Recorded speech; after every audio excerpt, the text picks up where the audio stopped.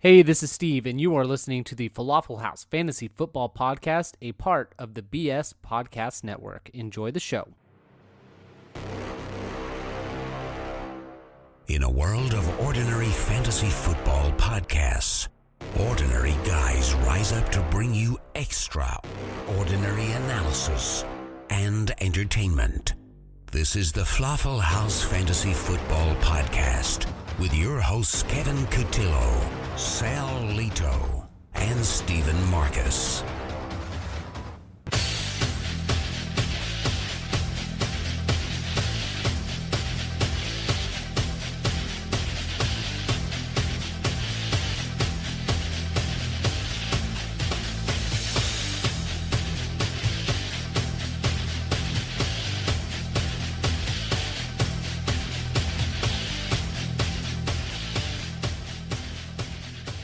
Guten Morgen, guten Nachmittag, guten Abend. What the? You should have run that by us before you did that. Yeah, no, I think it's great, right? So we've always talked about how we have a heavy German follower. So I thought I'd start off by welcoming in our German friends. What do you guys think? No? Good in riddance. All right, good morning, good afternoon, good evening. Today is it is Friday, June 9th, and we are coming to you on a Friday, which means it could go any way. We really have no idea how this is going to go. I'm guessing it's going to go up from the start. Yeah, probably not a good start there. You guys really didn't like the German, huh? Was that German? Yeah, well, it was my best effort at German. That was definitely interesting, to say the least. All right. Well, there is that. So, look, I apologize for the surprise. I thought it might play well, but apparently it's not. I didn't realize you guys hated our German listeners. You're the one that I said love they the were German heavy. listeners. They now currently hate us. That's very true. I apologize for my terrible German to all the German listeners. Maybe some people laughed. I got a good laugh out of it. All right. So it is Friday night, and we are here doing this show. It has taken us a long while to get here tonight. We've had many technical difficulties, and it's probably going to show. So we apologize in advance for the for the following episode. But I think it's going to be fun because we do have some really good stuff going on tonight. We have. I'm actually really excited about this new game that we're going to play. We're going to play a game basically called Sal's News.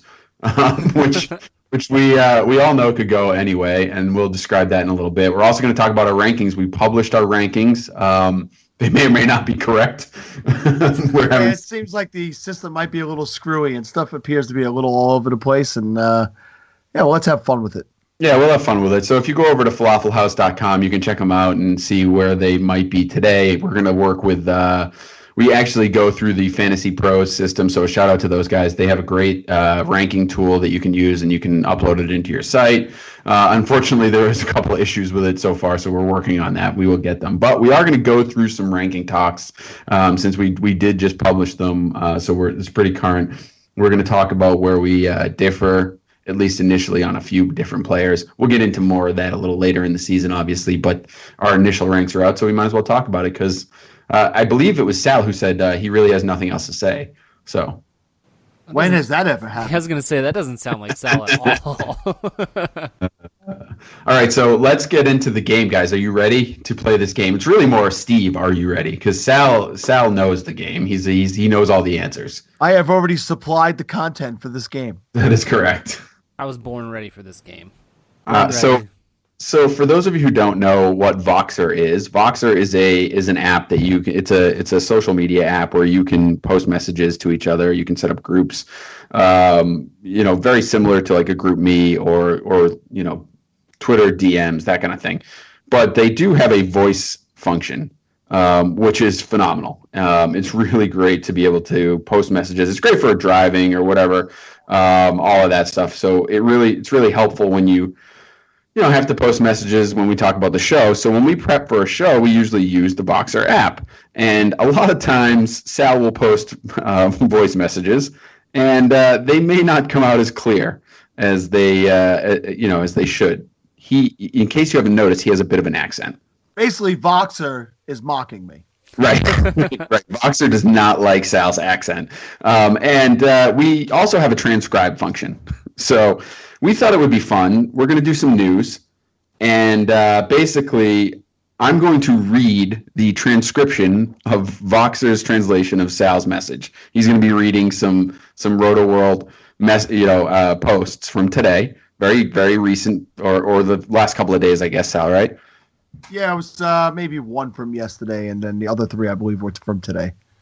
All right, and then so we're going to see if Sal or if Steve can figure out what Sal is trying to say through Voxer. Are you guys ready? Yes. I'm as ready as I'm ever going to be. What it really comes down to is that the artificial intelligence that has been created in this world still has not deduced how to translate a Long Island accent, which is what Sal is dealing with. So, it's going to be interesting to see what comes out of this. And while you say that, I think that makes myself and all my fellow Long Islanders, people that should be working undercover for our government, because even if we're being tapped, there's no possible chance that a person from another country will understand a goddamn thing we're saying. Wait, just before we go any further, what's a Guylander? Well, no, Long Island. So it's Long Island, but Long Islanders say I accentuated it on purpose. I can see how well this is going to go. Long Island is how people from Long Island say Long Island. So we're Long Islanders. Let's just go, and Steve, we're going to start off with this first one, and bear with me because it's not English, so it's not easy to read. So, all right, 34-year-old is Rondo interest as a free agent and appears to be turning the page. The next chapter in life. Williams Bay, the parents for impact in April. What do you have a fellow Friedrich Gary Barnett rescued Monks, who is a former NFL athlete's appointment Quinn or Jenica, from attacking a ring? Williams is expected to compete with Moose, as it's good people out there on July 2nd. The NFL wrestling connection is strong. Rob that has made several WWE cameos. All right, so what is Sal trying to say, Steve? Oh my God, that is brutal. You thought it was going to be easy, didn't you? I didn't. I knew that this was going to be difficult, but Jesus. Honestly, I heard Gary Barnage's name in there, so that's good. Gary Barnett, but yes. It said Gary Barnett, but it actually said Friedrich, like the air conditioner. Yes. All right. So I'm assuming that it's talking about some tight end troubles, teams that might have had some things go on with their tight ends recently. I'm going to guess that it might have something. This is not even right. Something to do with Dennis Pitta, or breaking his hip for the third time, and the Baltimore Ravens possibly needing a tight end. So that is my guess. All right, so let's hear what Sal is actually saying. 34-year-old has drawn no interest as a free agent and appears to be turning the page to the next chapter in life. Williams made an appearance for Impact in April when he and a fellow free agent, Gary Barnage, rescued Moose, who is former NFL offensive lineman Quinn Ujanica, from an attack in the ring. Williams is expected to compete with Moose as his tag team partner on July 2nd. The NFL wrestling connection is strong. Rob Gronkowski has made several WWE cameos. Interesting. I still don't even know what this was about. D'Angelo Williams is possibly going to take up a career in professional wrestling, and he made an appearance for Impact Wrestling, and will be teaming up with a former offensive lineman who goes by the name of Moose now. And I think it was pretty clear what was going on, Steve. I don't know what's wrong with you. Rough. That was a rough start. All right, so that one was a fun one because is that real, Sal? Is that D'Angelo Williams going to the wrestling, huh?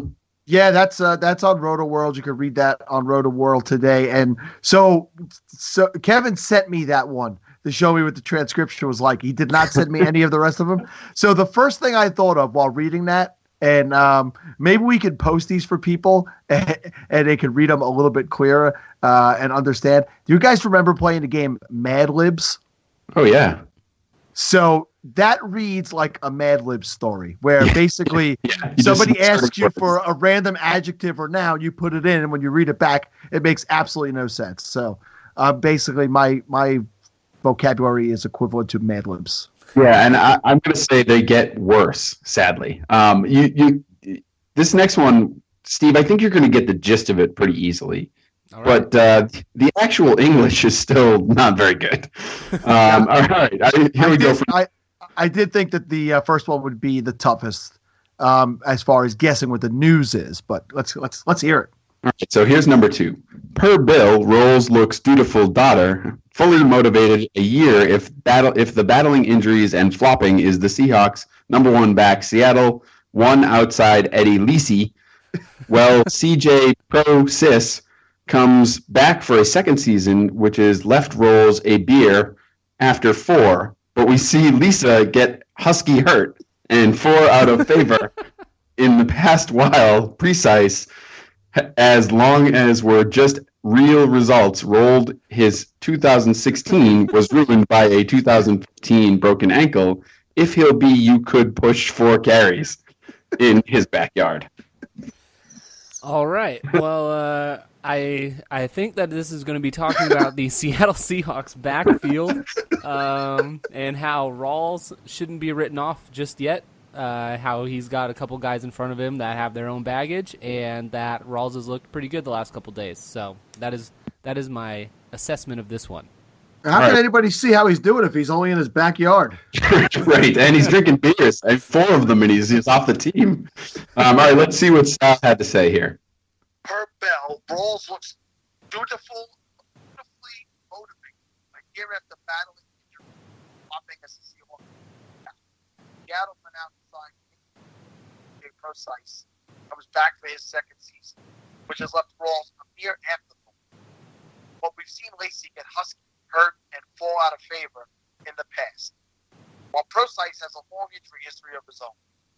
Rawls' 2016 was ruined by a 2015 broken ankle. If healthy, he could push for carries in his back. All right. That's pretty good, Steve. Nice job. You get that one. We'll give you the point on that one. All right. Bing, bing, bing, bing. You know, look, we obviously you should never be a teacher. Let's just get that out there. I mean, you clearly are not explaining things well. Boxer cannot pick you up. So I will tell you right now that the wonderfully smart children of Long Island would know exactly what I'm saying. yes.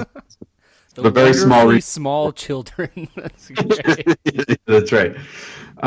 So let's talk about that a little bit, though. What do you guys think about the Seattle Seahawks backfield? Because for me, look, I'm certainly not ready to write Precise off. I think that everyone thinks that Lacy is going to come in and just seize the job.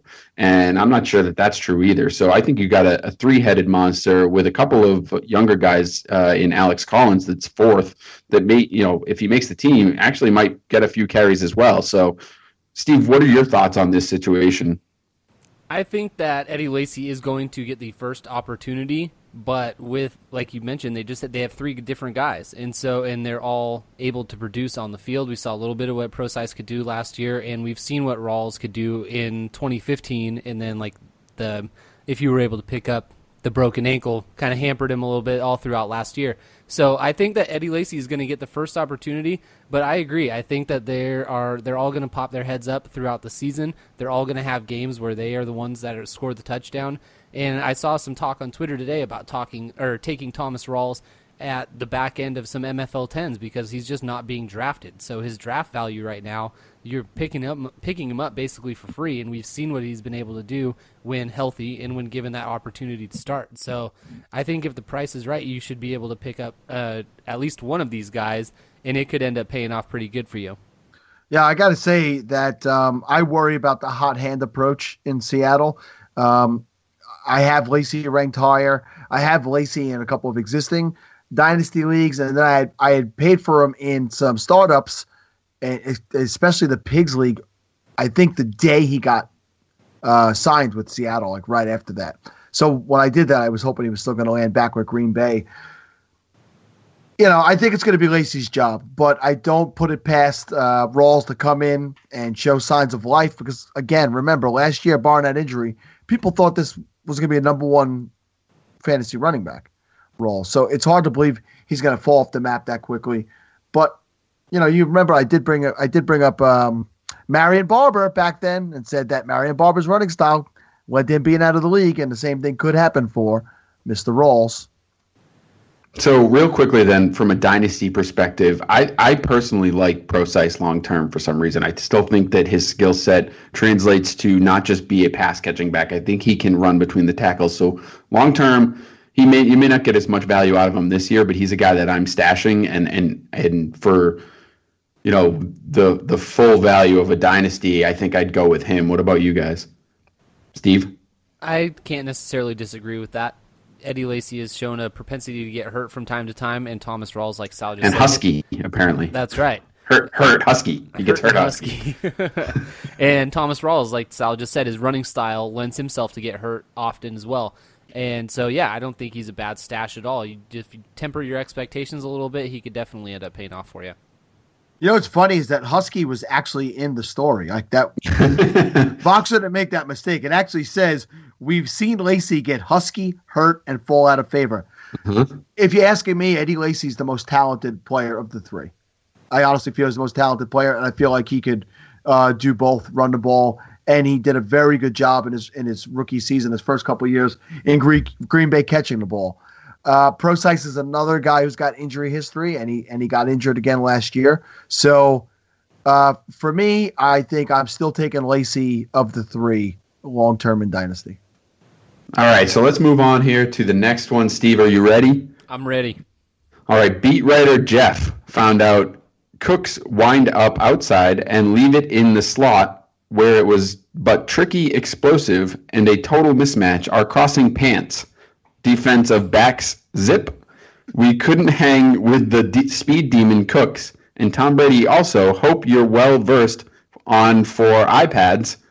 And Cooks, little Patriots receivers with 8 catches, 3 practices over to the media. We see you do come to struggle to mess with Brady in the past. What is the beer? So far, so good for Cooks. In the language, he may be the biggest playmakers. It's Randy Moss. Wow. Wow. What's with the beers? I don't know. Beers are everywhere. That is got to be talking about Brandon Cooks and how he's been lining up in all positions and all slots for the Patriots, and how he's such a phenomenal playmaker, and how he might be the best wide receiver on the Patriots since Randy Moss. But it says Randy Moss. I like how he left it in a slot and it was explosive and he was missing pants. I don't know what the hell I don't know what's going on at Patriots practice this week. I don't know where the crossing pants came from. I don't. That's weird. All right, let's hear what Sal had to say. Beat writer Jeff Howe notes Cooks lined up outside and even in the slot, where he was particularly explosive and a total mismatch on crossing patterns. Defensive backs simply couldn't hang with the speed demon. Cooks and Tom Brady also appear well-versed on fly patterns.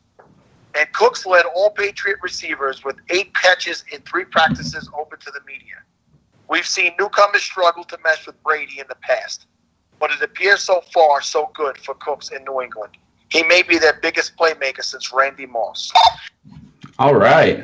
And that almost sounded like Sal was trying to sound as normal as possible in that one. Yeah, he really worked at trying to make that one clear, and it's still... really feel that way? Because I was in that saying, I think I tried to lay the accent on extra thick. Yeah, crossing pants. I guess crossing patterns. I don't really say patents, all right, guys? I say patterns. But I figured I'd really accentuate because I could go really heavy in the accent if I have to. All right, so look, Sal, the Patriots re-signed Julian Edelman, and I've actually said several times that I think that Edelman's done in New England, so that makes me look a little stupid, although it was only a 2-year deal, right? So I still think Cooks is the long-term answer there. But this situation, I think you're going to have to monitor it, but it's going to be a mess. I really think it's going to be a mess. I mean, they just have, this hurts me to say it, they have too many weapons. Oh, that Yeah, must have been brutal. Yeah, I mean, I'd like to have those kind of problems if I was a lot of other teams in the NFL. But I do think that it gets murky and for fantasy purposes. And I've heard a lot of people talking. Cook's going at he's going as a number one wide receiver, fantasy number one wide receiver, and I just don't think he's going to put up those kind of numbers. I think he's a mid to low range wide receiver 2 for you in fantasy. And yeah, I think that was very shocking to hear about Edelman. I mean, I guess it's not that shocking because he's been so reliable and, the offense has gone so well with him. It's not that shocking, but for people knowing that they've done so many other deals with running backs and getting Cooks in there this year to get that deal done with Edelman was a little bit of a surprise for everyone yesterday. Yeah, they're a team for me that you can target them in best ball because most of their players outside of Brandon Cooks, like Sal just mentioned, have a pretty decent value, other than Tom Brady as well. But they would be good best ball candidates because when they do have that big game, then you're going to benefit from that. But taking them in a redraft, you definitely have to see what's going on with your roster construction and everything that is surrounding them because there are, like Kev said, so many weapons on that team. You're gonna drive yourself crazy trying to decide when to start this guy, sitting him, and then having him blow up on your bench, starting him the next week, and it's some other guy getting 2 touchdowns. So you definitely buyer beware with these Patriots outside of Tom Brady for me. Yeah, shout out to the DLF podcast I was on this week, and one of the things I said on there was Edelman to me is a guy that you trade for, you don't draft, right? Because I think the draft capital is going to be a little too high for him, but I think when people have him on the roster, particularly in dynasty formats, I think you can trade for him a lot easier. So he's a guy that I'm trading for. I think Cooks right now going in the back of the second round is ridiculous. I don't see how you can do that. That's just way too much capital for a guy that, to your point, Steve, he's going to be great in best ball, but I think that's it because you're going to start him every week. You're going to have weeks where he donuts. You're going to have weeks where you get the big zero. You're going to have weeks where you get 140 yards and 2 touchdowns, but you're not going to know which week it is. I kind of want a donut now. You know what? What update, Kevin, just came across my phone literally as we were talking about the Patriots? What update do you think just came across my phone? I don't know. What was it? Is this breaking news? The Patriots have shown the new Super Bowl 41 ring. They released images of the ring. Great. That's what we need. More bling. More rings. And no days off. So, all right, let's keep going, though. Let's plug away here. Steve, are you ready for the next one? I am ready. All right. I hope on one of the next ones to get extended with Tate words at the hearing, news like Julie Little Bisno. Deal. The problem with Pete is he has 2 years left on his deal, and most GM's artwork at the extent players, it's all their ads are in the final year of the contract. Pete is that to make a reasonable $6 million salary in 2017 and has let Detroit catches 3 straight years. Wow. I'm going off of like 3 words that I heard in that make any type of sense. And I'm going to guess it has something to do with maybe Golden Tate. And that's all I got. Golden Tate is Pete, evidently. And, who the hell is Little Bisno? Julie Little Bisno. I don't know who that is, but yeah. All right, so let's hear what Sal had to say here. I hope I'm one of the next ones to get extended. Tate's words after hearing the news on Julian Edelman's new deal. The problem with Tate is he has 2 years left on his deal, and most GMs aren't looking to extend players until they're entering the final year of the contract. Tate is set to make a reasonable $6 million salary in 2017 and has led Detroit catches 3 straight years. All right. Good work, Steve. That's pretty good. So is Golden Tate looking to get extended, even though he has 2 years left on his deal based on the Julian Edelman deal? I think he's out of his mind. I don't think anyone's extending Golden Tate right now, and certainly not extending Julie Little Bisno. Who would you rather have? Little Bisno all day. No, definitely. No, actually, you know what? Honestly, I think I would go with Tate because of just what we talked about, right? I think it's just a way too crowded in New England.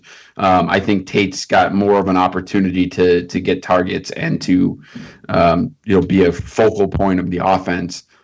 Yeah, I actually have Tate ranked 23 and Edelman 25 in half-point PPR, so I go with Pete also.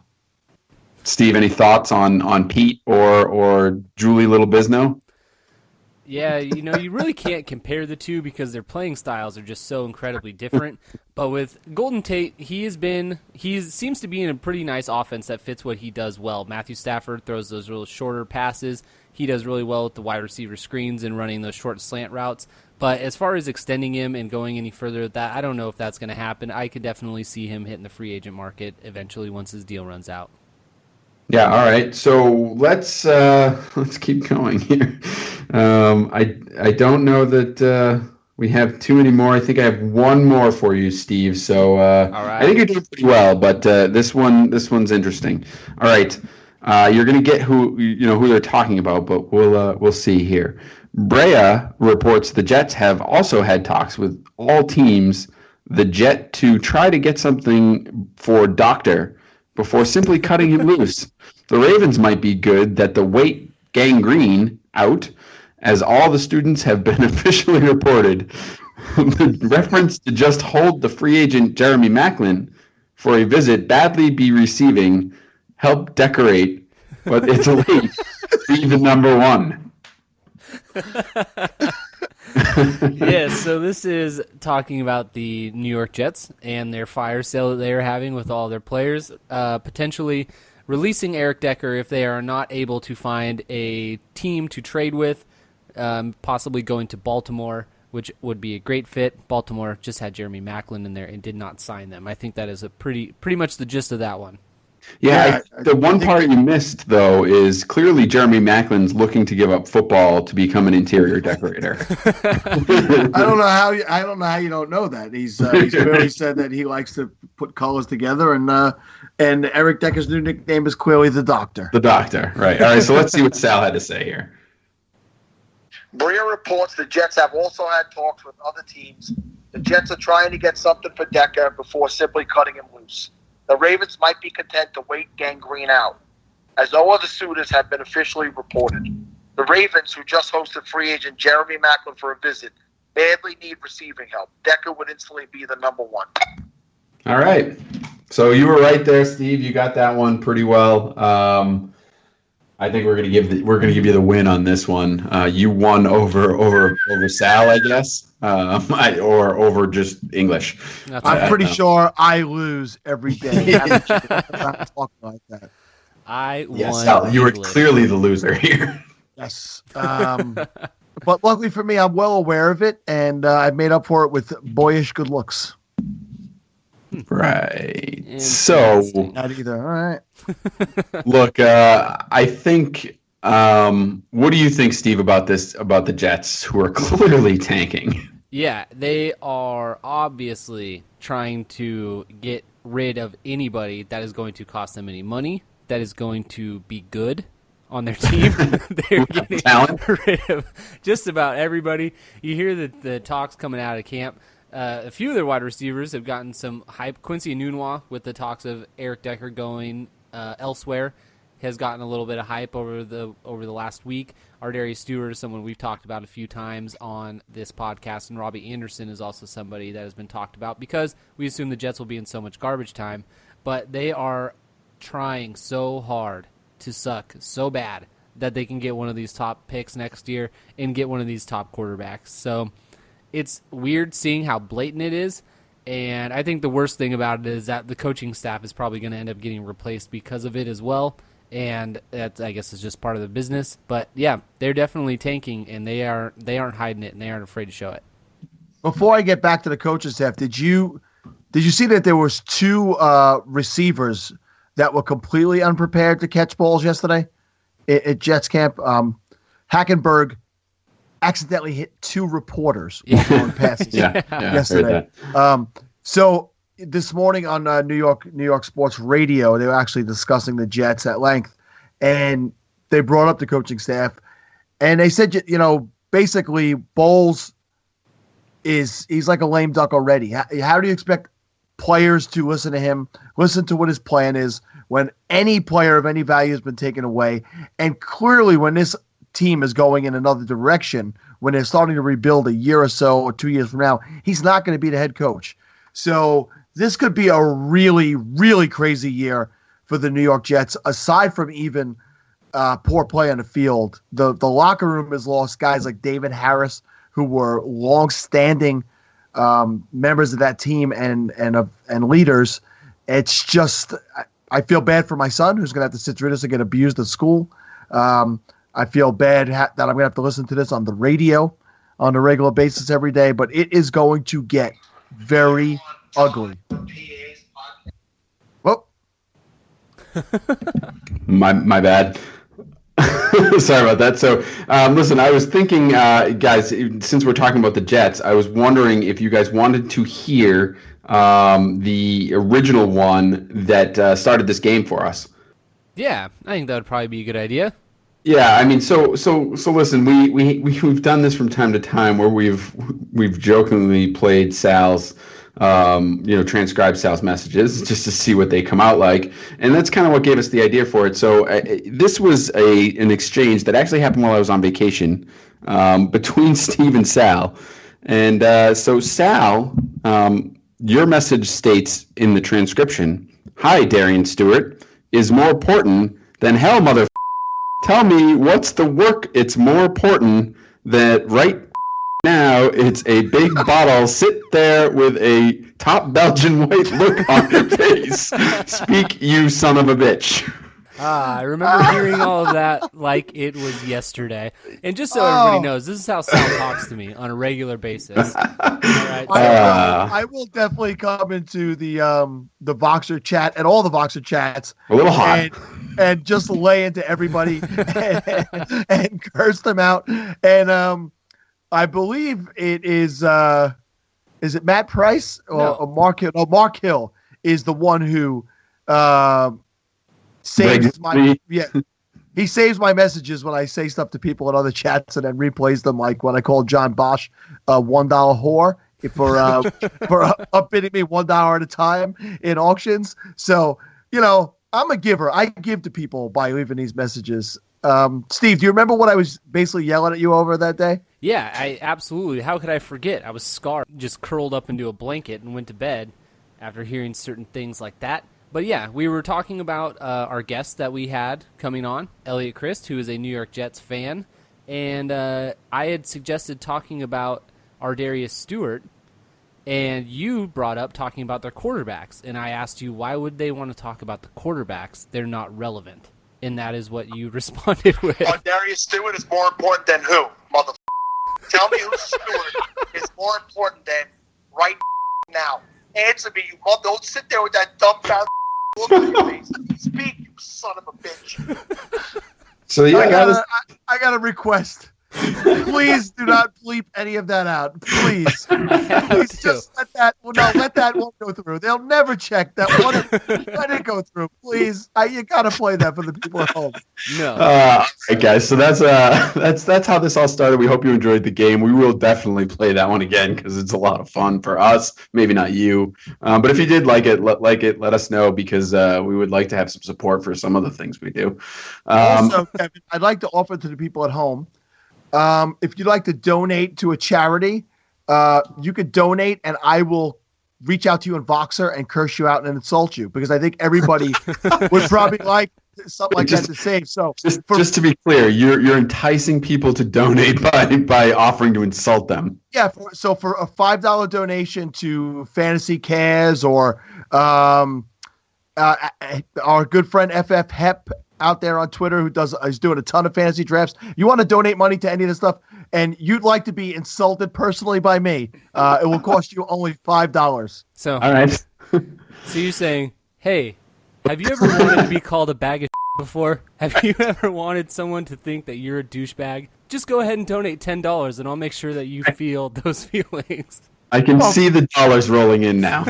For $10, I will. I'll probably show up at your job and do it for you. All right, guys, we got to keep moving. We are way behind schedule here, and we were going to talk about a bunch of rankings. We're probably going to only get to a couple here. So, look, I'm going to pick one from each position that's probably going to take enough. If we have time, we'll go back through. Let's start off with the quarterback position, as we always do. Again, this is early season rankings. It is June. Keep that in mind. These are our first rankings of the year, and they aren't dynasty rankings. It's redraft, just to put that out there. And we are also talking about. We typically tend to talk about half point PPR unless we state otherwise. So just keep those things in mind, and let's go through a couple of them here. I'm going to start off with let's start with Tyrod Taylor, because Steve and I are both pretty much in the same realm here. I think Steve has him at 12. I have him at 13. Sal, you are at 20 with Tyrod Taylor. So you are way down on Tyrod Taylor compared to us. Go ahead and defend yourself. If you can. Yeah, I mean, listen, I definitely have him lower than I'll probably have him when I go into the season, my final rankings. But and I know I got it open to the ESPN top quarterbacks from last year, and he finished at 8 overall. He did play in 15 games, and he did rush for nearly 600 yards and 6 touchdowns. So, I mean, those rushing statistics will typically help a quarterback really put up good values each week. And I probably undervalued his rushing stats, but for me, he's just a guy I never feel comfortable with as my starting quarterback. I'd rather have let me see guys who finished behind him last year. Well, Russell Wilson had a down year last year. I fully expect Russell Wilson to finish higher than him. Derek Carr, I expect to finish higher than him this year.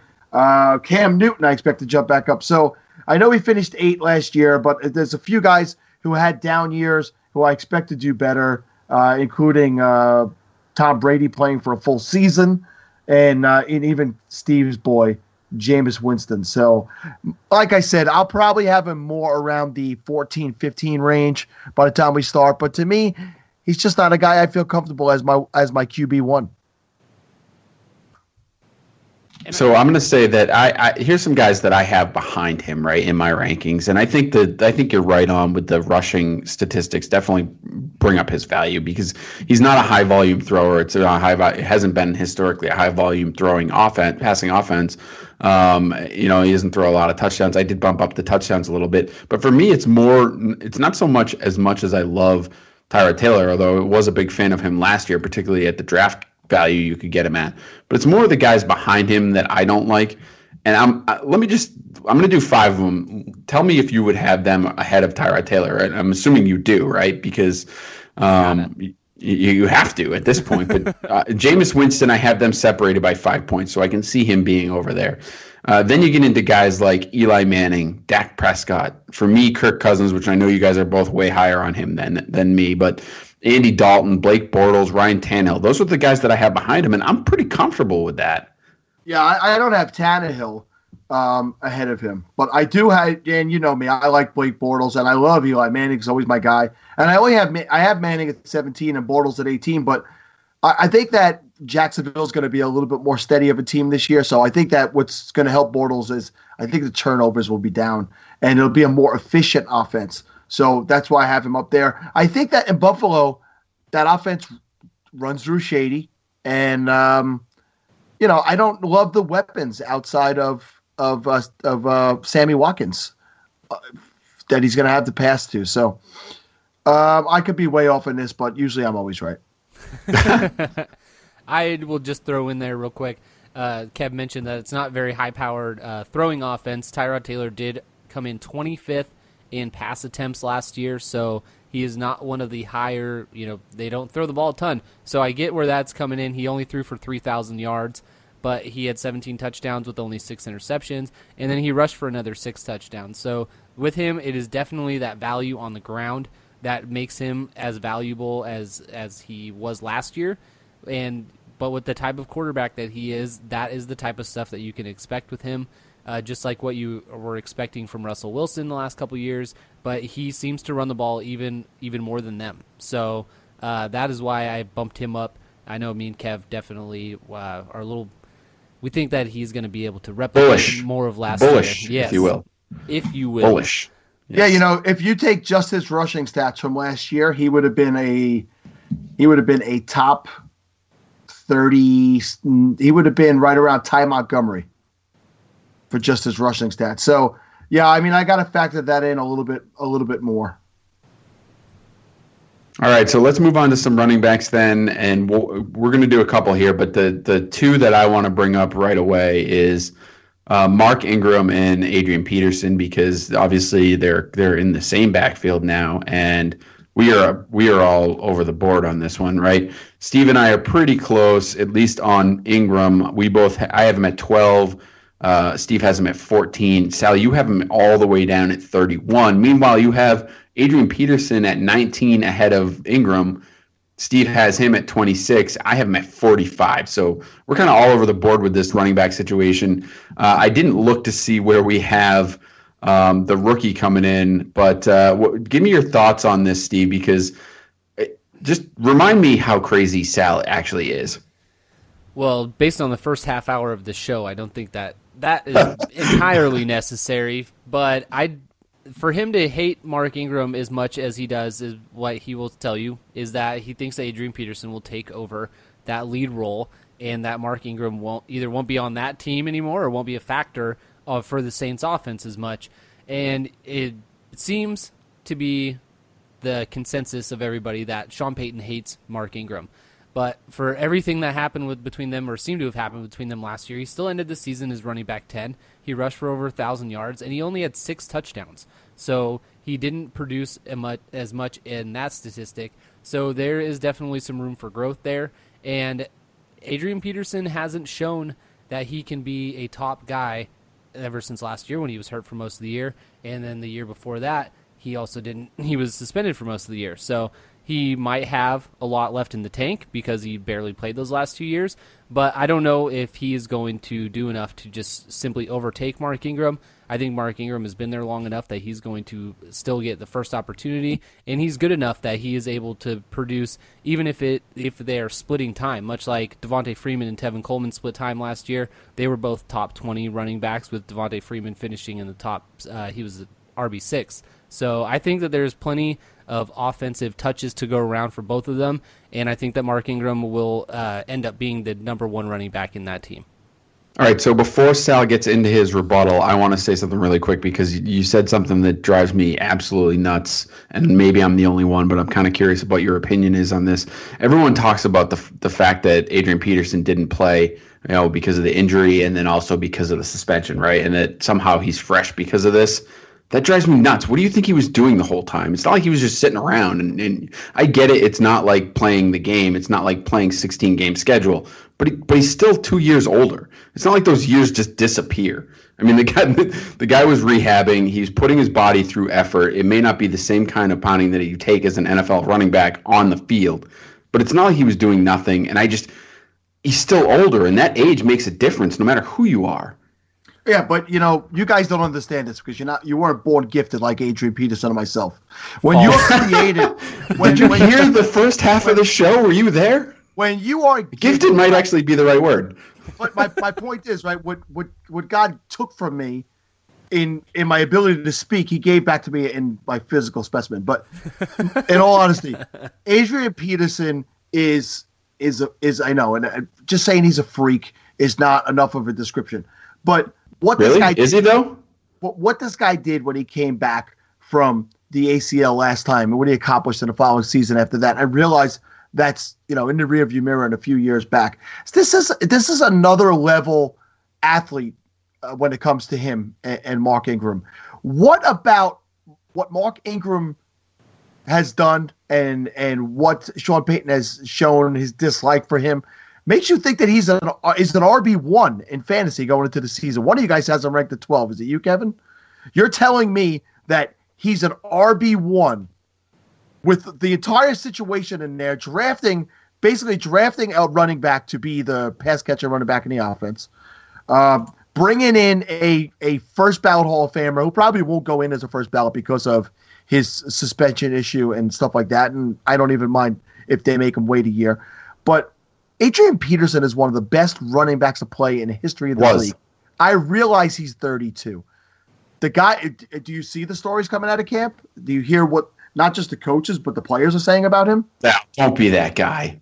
Don't be that guy. Come on. I'll be that guy. Don't tell me the stories coming out of camp right now mean that he's back and he's going to be great. How many times have you heard that?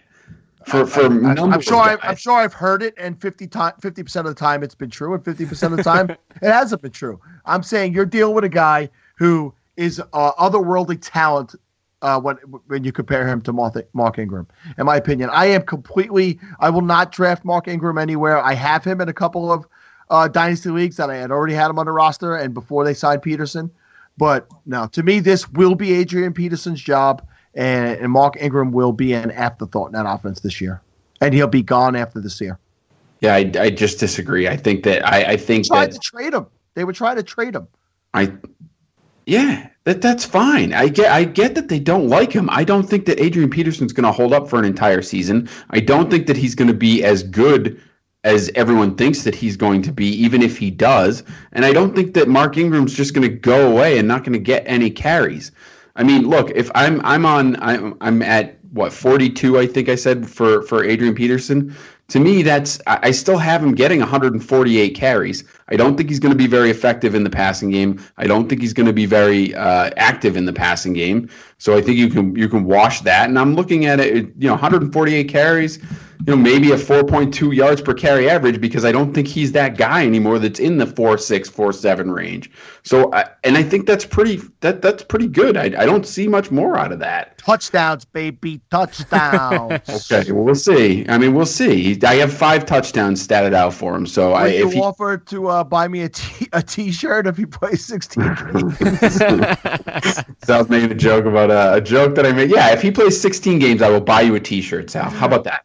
Please do not buy me an Adrian Peterson T-shirt. No, it'll be a T-shirt that goes to charity. I'll buy you. How about this? When they reopen the Scott Fish Bowl, I will buy an extra T-shirt from the Scott Fish Bowl sale, and I'll have it on hand in case you win this bet. But I already bought one of those. That's fine. I'll get you a different one. What do you want? I have a red one. I'd like don't get me the blue because that's Met colors. I can't wear anything. Get him another red one. I'll take a long sleever. All right, I'll get you a long sleeve shirt. Or if you find another charity that's selling shirts, fine. We'll do that too. I'll buy whatever. I'll buy you a T-shirt if you're right. If you play 6 games. Nice. I can buy you a T-shirt. Sweet, thanks, man. I don't know how to find extra small, so. Well, you just at some point you just have to go to junior sizes. Work your way back up. Gap kids. I mean, really. And just so you know, Sal, last year Mark Ingram had 46 receptions on 52 targets, ranking him 13th in pass catching running backs, and scored 4 receiving touchdowns. That's great. They drafted a kid to take his place.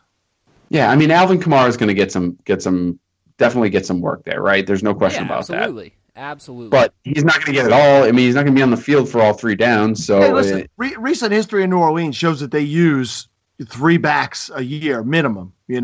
Why have AP that high? Because I believe he's going to come in and prove his dominance and take that job. All right, so we will put a pin in this one. I'll be wearing a long sleeve T-shirt come January.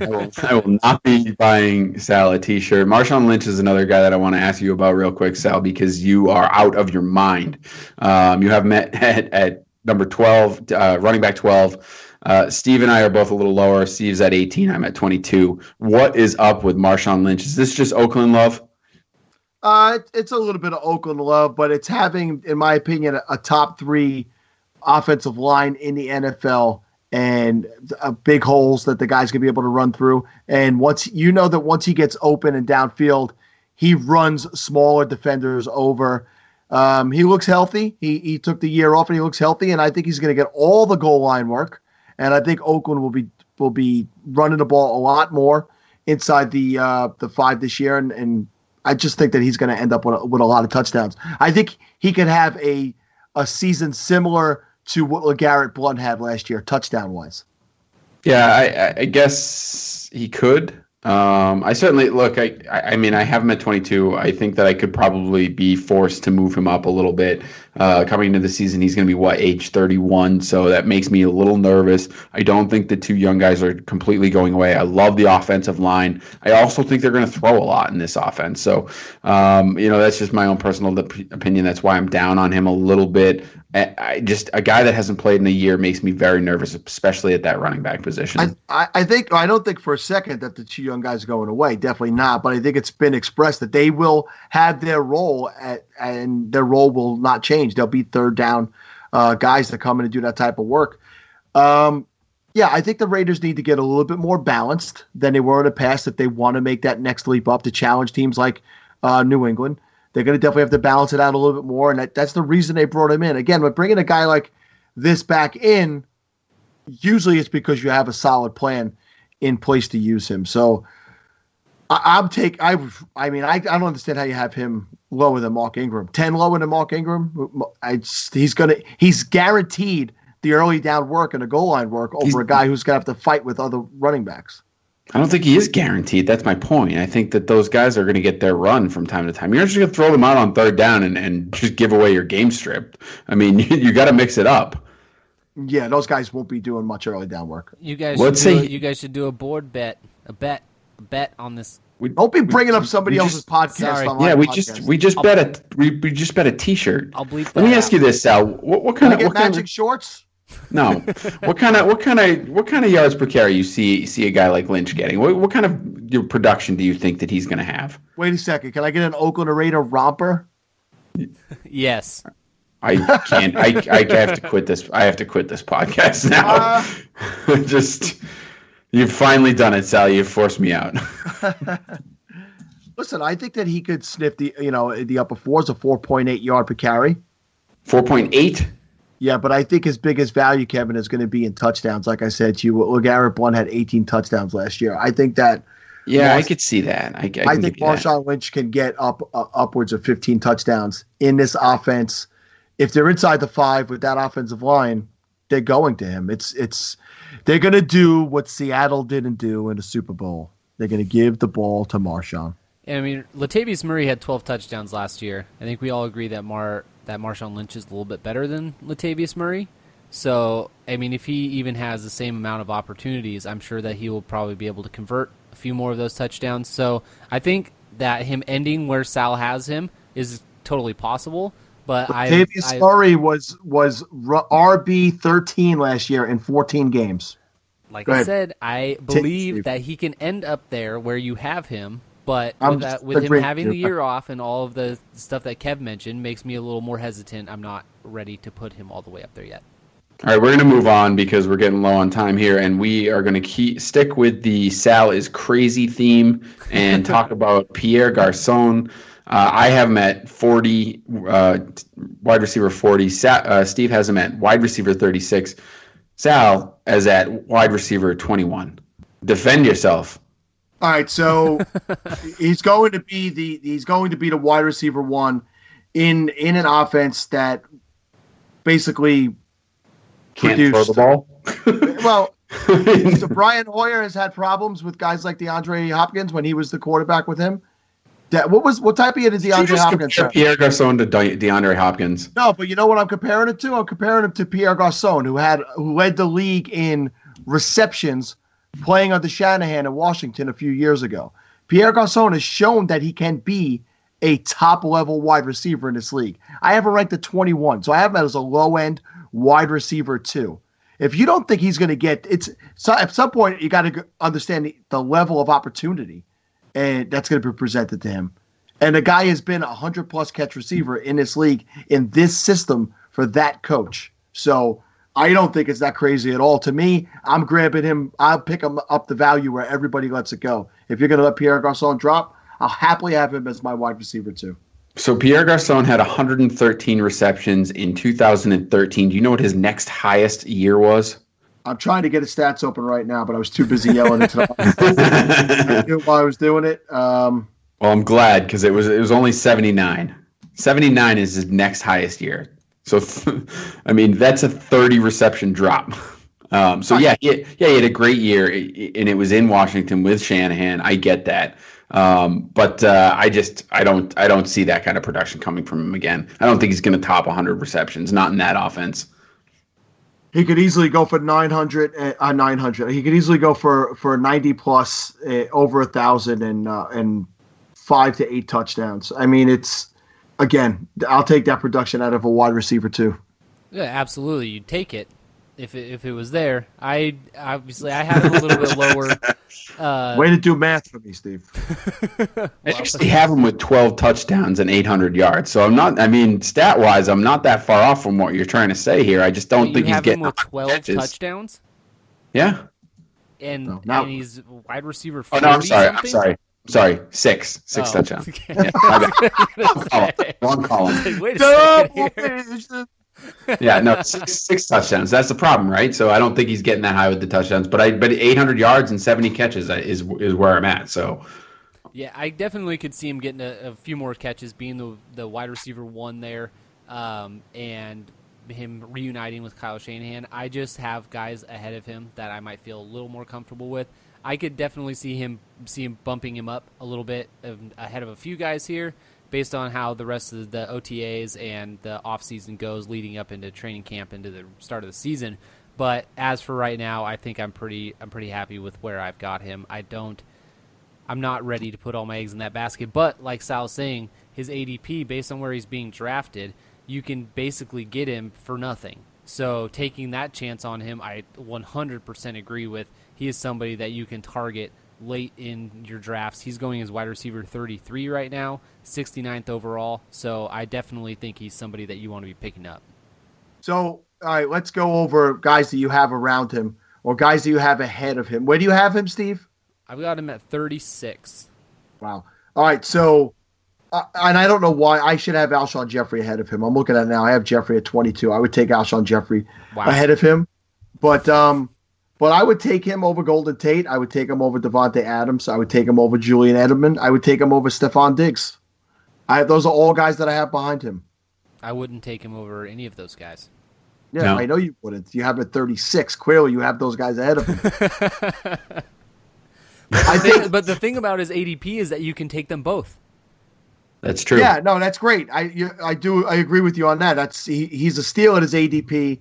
You're getting him as your wide receiver 3, most likely, with where his ADP is, and maybe even a 4, depending on the size of your league. So, I'm high on him this year, obviously higher than you guys are on him, and I think he's got a 2-year window in San Francisco, where he's valuable in dynasty leagues as well. I think I was able to get him in some dynasty leagues really cheap, and I think that he'll be the transition guy in San Francisco. And then by the time they really start getting that organization going, they'll just kick him out. Get out. All right, so we got to go to tight ends now. Sal's favorite category, but unfortunately, we're not going to play "Why Are You Crazy, Sal?" because Steve is the one who is all messed up when it comes to tight ends. Yes. He is all over the place here. In particular, I want to get your thoughts on a guy, Evan Ingram, the rookie out of New York. I have him at 31. Sal has him at 35. You are at 17 on this guy. You are expecting a lot out of a rookie, particularly considering how much you love Sterling Shepard.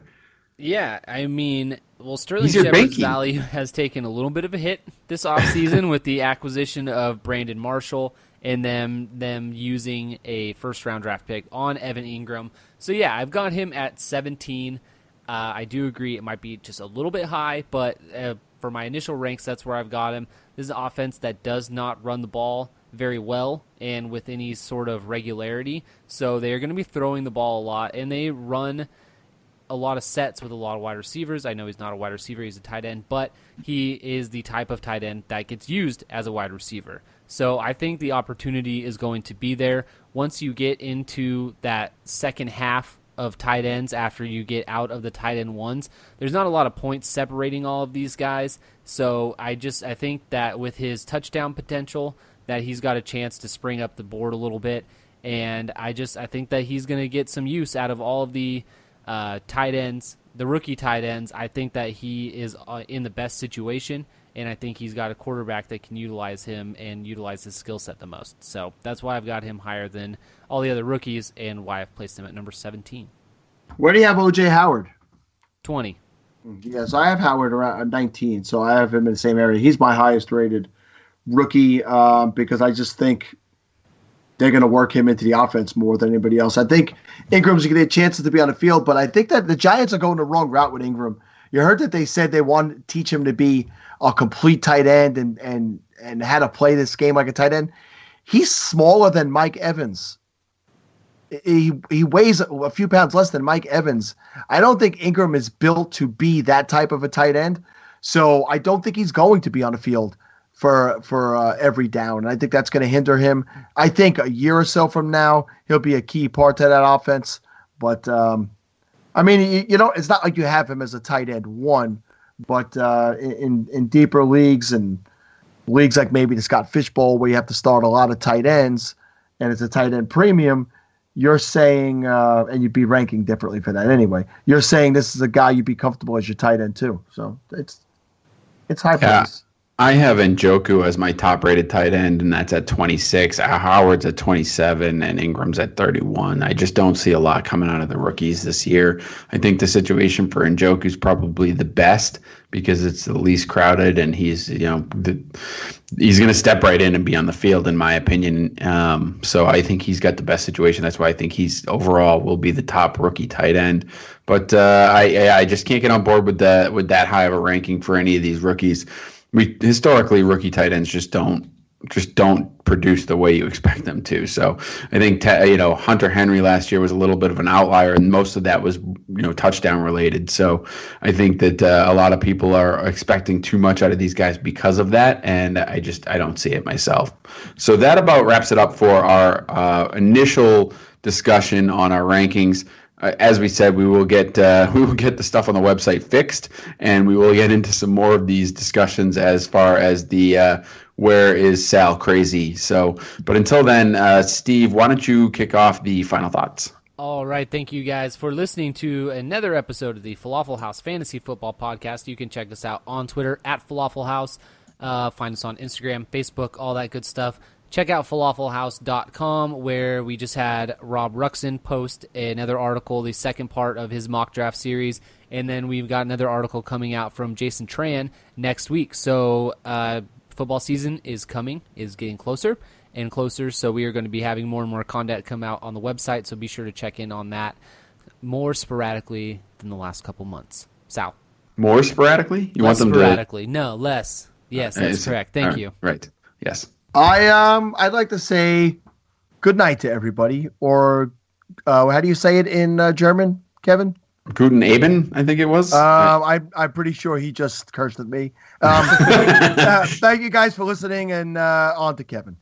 All right. I just want to remind everyone too. We talk about the Scott Fish Bowl, and we talk about some of the charities out there. Go to fantasycares.net. Make sure you check out that website. Scott Fish is putting together a lot of best ball leagues and things like that constantly. You can go on there. You can make a donation. It all goes to Toys for Tots. It's a great cause. I think they're over $6,000 already for the year, or that is that what they raised last year maybe.